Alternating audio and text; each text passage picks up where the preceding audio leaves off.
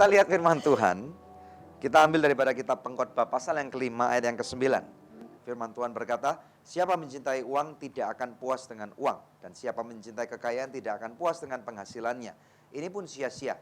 Firman Tuhan ini ditulis oleh seseorang yang luar biasa bernama Raja Salomo. Tentunya mungkin daripada kita yang berpikir, enak nih si Raja Salomo dia bisa nulis seperti itu karena dia orang yang sangat kaya raya, dia sudah menikmati banyak kehidupan. Tetapi saya percaya firman Tuhan ini valid pemirsa sekalian. Bahwa apa yang Tuhan taruh di dalam hati berupa hikmat kepada Raja Salomo ini dapat kita gunakan untuk kita pelajari dalam kehidupan kita. Nah, ada suatu cerita yang sangat menarik. Seorang pemburu, dia mau memburu seekor serigala. Kita tahu seekor serigala ini adalah seekor binatang yang sangat sukar untuk ditangkap dan dibunuh. Nah, harus pakai akal yang sangat cerdik untuk bisa menangkap serigala ini, pemirsa sekalian ya. Nah, lalu pemburu ini akhirnya dia mendapatkan akal, dia punya sebuah pisau yang sangat tajam. Kemudian pisau ini dicelupkan ke dalam darah hewan gitu ya. Nah, sekali dicelup, dikeringkan, ditunggu sampai kering ya, kemudian dicelup lagi, dikeringkan lagi, celup lagi, dikeringkan lagi sampai berkali-kali minimal 7-10 kali. Nah, kemudian si pemburu ini tahu di daerah mana si serigala ini biasa lewat dan cari makan. Kemudian kita tahu bahwa di musim dingin sangat sukar sekali untuk cari makan. Dan kemudian pisau ini yang sudah dilumuri darah ditaruh di sana. Karena serigala ini adalah seekor karnivora gitu ya. Dan jadi dia mencari binatang yang dapat dimakan gitu ya. Kemudian dia mulai mencium bau daripada darah ini walaupun sudah kering. Nah, pada waktu dia temukan, dia mulai jilat pisau ini tanpa dia mengerti bahwa itulah pisau karena dia pikir dia ini adalah menjilat darahnya gitu ya. Berkali-kali dia jilat sampai akhirnya tentunya setelah mungkin sekian 5-6 kali tentunya darahnya ini yang kering ini mulai hilang dan kemudian karena pisau ini sangat tajam maka kebaretlah lidah daripada serigala ini. Apa yang terjadi pemirsa sekalian? Serigala ini nggak paham bahwa sebenarnya yang dia mulai jilat adalah darahnya sendiri. Karena begitu tajam semakin dijilat, semakin berdarah gitu ya. Nah, ini persis sekali seperti apa yang firman Tuhan katakan. Siapa mencintai uang tidak akan pernah puas dengan uangnya. Serigala ini nggak puas karena dia lapar gitu ya. Dia tahu bahwa ini adalah makanan. Darah ini yang dia cari. Dia terus jilat, dia terus jilat, dia terus jilat, dia terus jilat. Semakin dijilat gitu ya. Semakin darahnya semakin deras keluar. Dan guess what happened? Akhirnya si serigala ini kehabisan darah walaupun dia menjilat darahnya sendiri.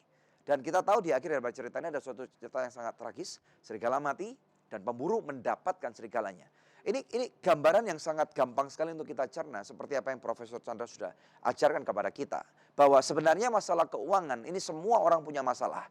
Hari ini apabila Anda adalah seorang kaya, pasti Anda juga punya masalah uang. Anda seorang kelas menengah, pasti Anda punya masalah keuangan kelas menengah. Anda orang yang kelas bawah, Anda pasti juga punya keuangan masalah orang kelas bawah. Jadi di sini berbicara tentang hati. Firman Tuhan banyak sekali berbicara tentang hati. Hati manusia itu siapa yang dapat mengukurnya? Hanya 2 orang yang dapat mengukurnya. Yang pertama yaitu orang itu sendiri dan yang kedua adalah Tuhan. Nah, oleh karena itu waktunya untuk sekarang kita pada waktu kita bersama-sama untuk mau keluar daripada masalah keuangan kita. Nomor 1, akui kepada Tuhan. Katakan, ya Tuhan, ampuni saya. Saya mau bertobat, saya mau berubah, saya mau keuangan saya diperbaiki.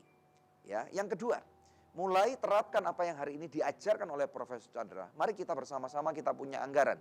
Perusahaan itu besar, bisa punya tujuan yang luas dan dia bisa berjalan selama berpuluh-puluh tahun sampai ratusan tahun bahkan karena dia punya anggaran yang jelas sama seperti sebuah negara. Nah, waktunya kalau kita mau terapkan ini dalam kehidupan kita sehari-hari, alangkah baiknya. Maka ekonomi keluarga kita akan juga diberkati. Yang nomor 3, tentunya kita juga awas pemirsa sekalian. Dalam kehidupan kita, manusia ini rentan sekali. Kita jatuh bisa sakit. Ketabrak mobil bisa masuk rumah sakit.